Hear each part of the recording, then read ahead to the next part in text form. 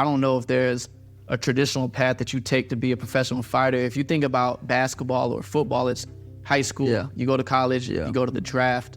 When you were just having this dream of being champ one day, when were you like, all right, this is the path I'm gonna make, or this is the plan I have to make to do so? I was so lucky that because when I moved down to Phoenix, Tim Welch, who's my coach right now, my best friend, because he turned pro when he was like 20. So from 21, 22, 23, 24, he did everything wrong.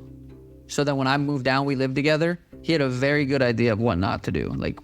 He took hard fights when he was like 20 years old. He was in Bellator fighting these undefeated Russians when he should have been building his career, building his skills, fighting guys that weren't as good, building up that record.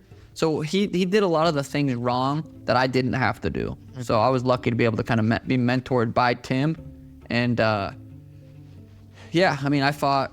I think it was like a kind of a similar rise up to boxing. Like I was going out there, I was trying to win 5-6 fights in a row, fighting not the best guys, build my record, build my skills, to put myself in a position to where I get signed at Dana White's Contender Series.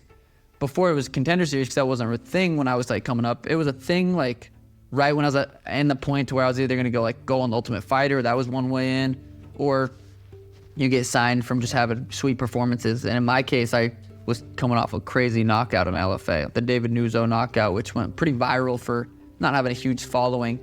I feel like I could have got signed to the UFC just from that knockout alone.